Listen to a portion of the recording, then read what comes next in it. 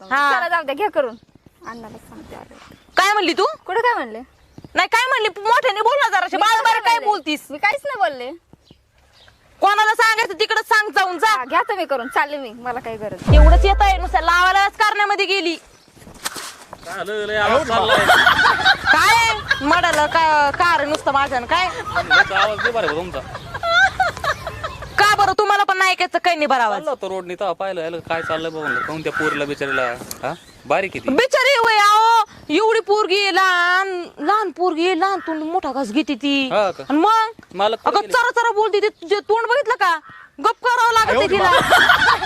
मध्ये काढला का माणसं लावली मशनीतच काढलाय.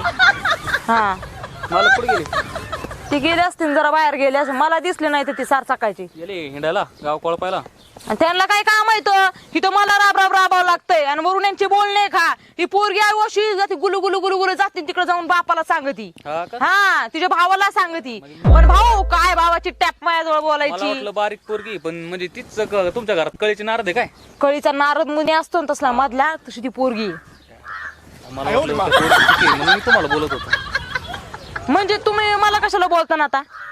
मला वाटलं तुम्ही पोरीला आत्ता बोलत हा. आवाज ऐकला, एवढा मोठ्या आवाज चालले होते. माझी काही चुकी अन मी पहिल्यापासून कधी चुकी करीतच नाही. का ऐकायचं आता काय माहिती बाय.